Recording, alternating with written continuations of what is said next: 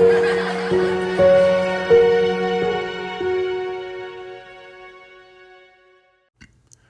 guys, Eric here. I am one of the education specialists for Easton Bank's Learning and Life Center, and you are back on our channel. Thanks so much for being back here with us. Before we get into today's video, we want to mention our latest subscriber. Thank you for subscribing and joining our channel. If you haven't already done so, make sure to subscribe, like, comment, and share this video, and do not forget to click the notification bell in the left or right corner of your screen to be notified of when we drop new videos, which is every single week. In today's video, as you can see, we are back in our life cycles playlist. In today's video, we are discussing the life cycle of garlic. Very early in the growing season to be discussing garlic, but we wanted to make sure that you guys are well prepared for later this year.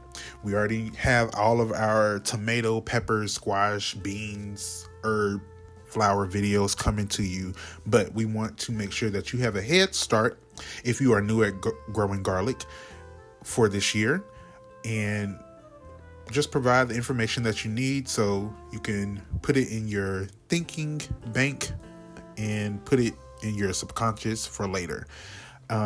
For you to also, put this video in your watch later playlist, and keep it for when you need it. Okay.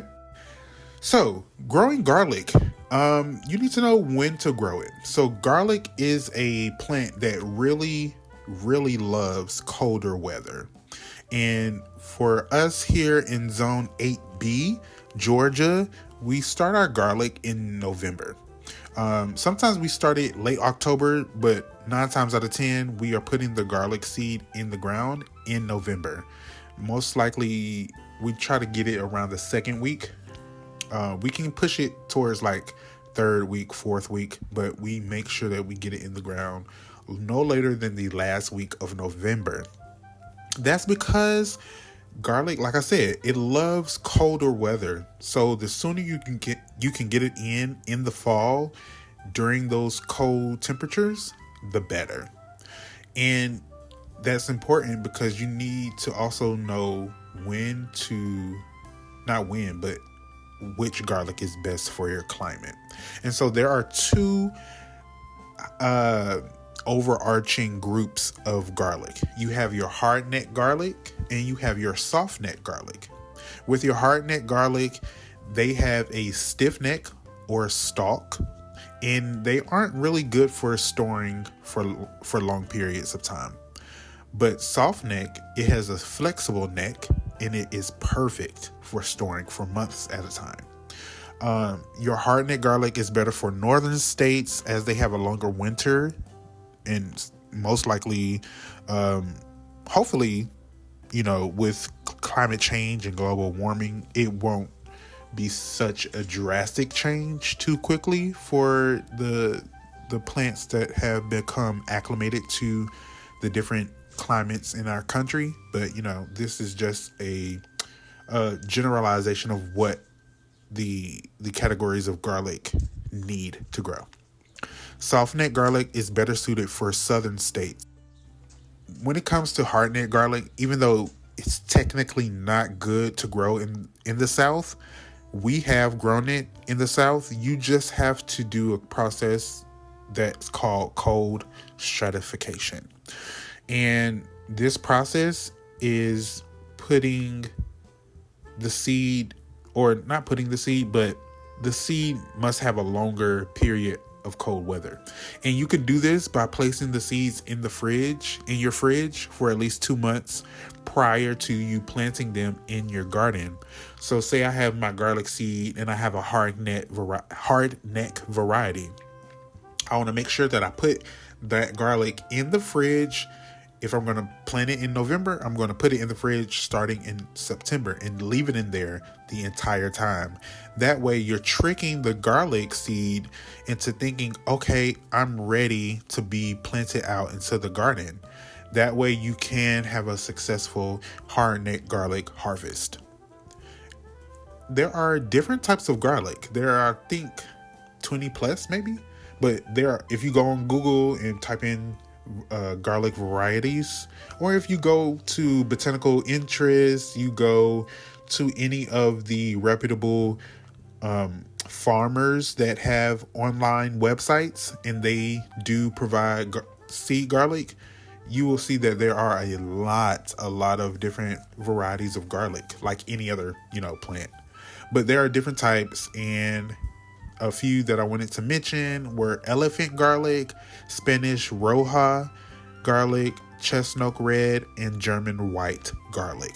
Now, for the garden this year, we chose to grow elephant garlic, and they were huge bulbs. I think we have a video of us planting them initially, so I will put that video in the little description box and as a link in the corner that you can watch later, or pause this video and go watch. But this was our first year growing elephant garlic, and I believe elephant garlic is a hardneck variety. Now, when we started growing the elephant garlic, we did not do any type of cold stratification, that process we just discussed. We didn't do that. But luckily, here in Georgia, we had two moments where we had snow, and that was earlier this year in, I think, late January, where we had 2 snowstorms, and that was perfect because it left snow on the garlic and the snow turned into ice, which was perfect because it added the coldness, that the garlic needs, especially the hardneck varieties. So that was perfect. And after you select your garlic variety that you want to grow, you need to know what type of soil the garlic needs. And garlic loves well-draining soil, but it has to have lots of organic material. It has to be rich in nutrients. When prepping the beds for the garlic, I like to make sure I have compost in the bed, some worm castings, also put in some type of material that can absorb water, like coco coir, or if you don't have the access to coco coir, you can use peat moss. And just make sure that it's well draining, but it can also hold on to water, and it has a lot of, again, organic material. Now, for the spacing of garlic, you need to make sure that you space the garlic wide enough, I would say, because garlic grows underground, and you have to remember it's going to form a circular bulb. Even though the roots are shallow, they still like their space. Garlic plants are very greedy when it comes to space, and they do not like competition. I remember last year when we grew garlic and we purchased the garlic from Lowe's or Sam's, the garlic we didn't really space it like we normally do, like 6 inches or more. And the garlic did not like that because I think we spaced it 3 to 4 inches, and then we had weeds growing, and we didn't really do a good job of removing the weeds when they needed to be removed, and the garlic didn't grow as big as it could have. So remember, when you're growing your garlic, make sure to provide it enough space, and also keep a handle on the weeds, because again, garlic does not like competition.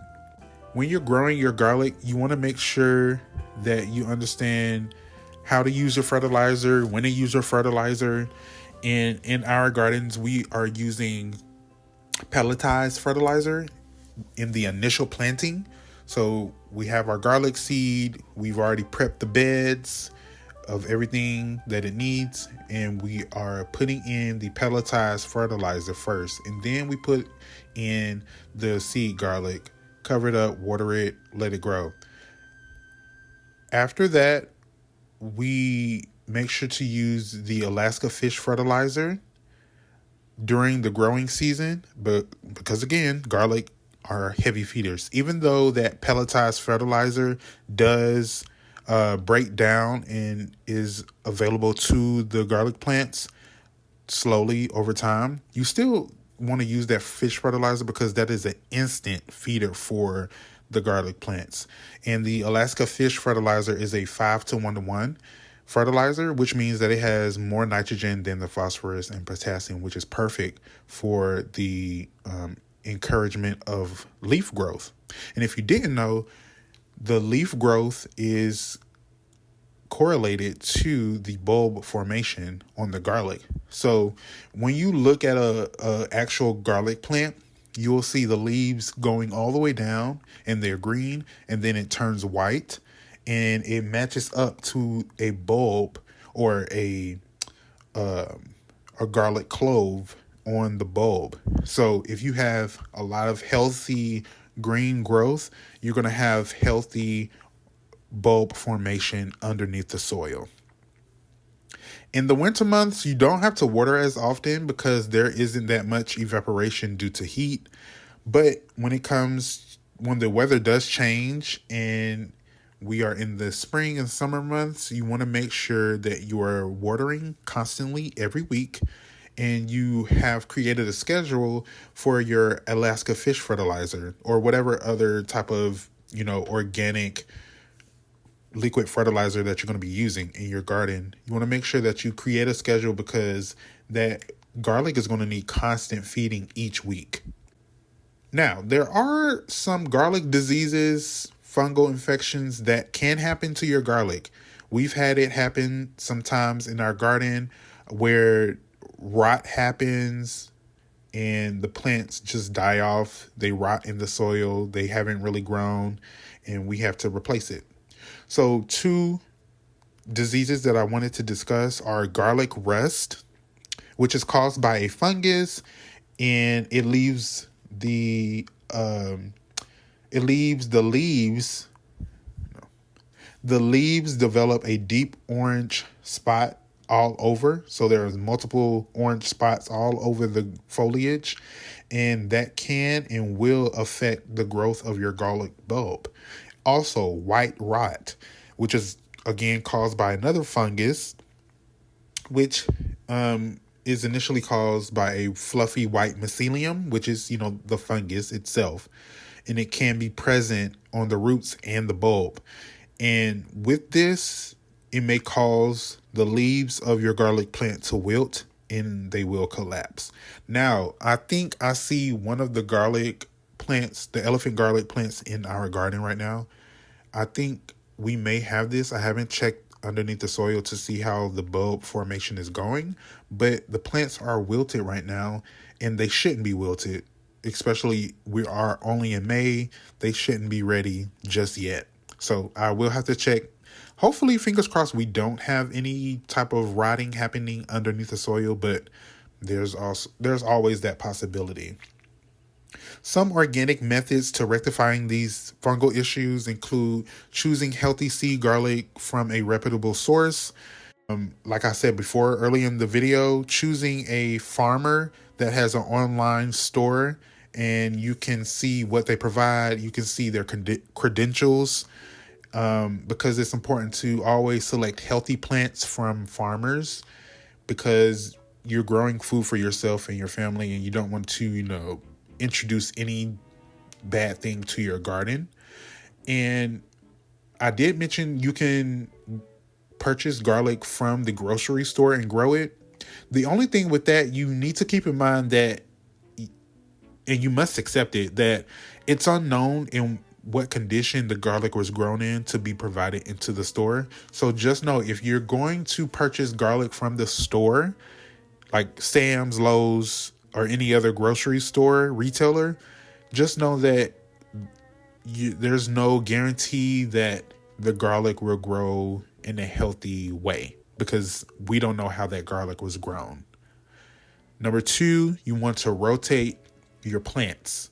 Always rotate your plants, because that prevents you from having cross-contamination of fungal diseases or bacteria in your soil. There's always going to be fungus and bacteria in the soil, but you want to make sure that you're constantly rotating your plants. So if I have a whiskey barrel in a raised bed and I grow garlic in the raised bed one growing season, I'm not going to grow the garlic in the raised bed the next growing season. So I'm flip-flopping between my growing spaces. Number 3, avoiding overcrowding. You want to make sure that you're providing enough space in between all of your plants, no matter what you're growing, but specifically your garlic, in order for proper airflow. And lastly, making sure that you water earlier in the day, which allows for the water to dry throughout the rest of the day and not sit near the roots for long periods of time. Now that you've selected the type of garlic you wanted to grow, you've prepped the beds, you've waited this entire growing season to watch your garlic grow, it's time for harvesting. We normally harvest garlic in like the second week of June. Sometimes it can be in the end of June because of other garden duties that take precedent. But the garlic does produce a scape, which is a long singular shoot that comes from the middle of the plant, and it contains the premature seed pods. When this does pop up on your garlic plant, you want to make sure that you remove it because it will take energy away from the bulb production. You can also use this garlic scape in your cooking, and it tastes just like garlic. When you notice this garlic scape, it's only a matter of weeks before you're ready to harvest your garlic. When you see at least 50% of the garlic plant has started to turn brown, you are now able to harvest your garlic. All you're going to do is gently pull up the plant by the base where it touches the soil and sit them in a cool, ventilated area where no sunlight can touch the garlic. This process is called curing.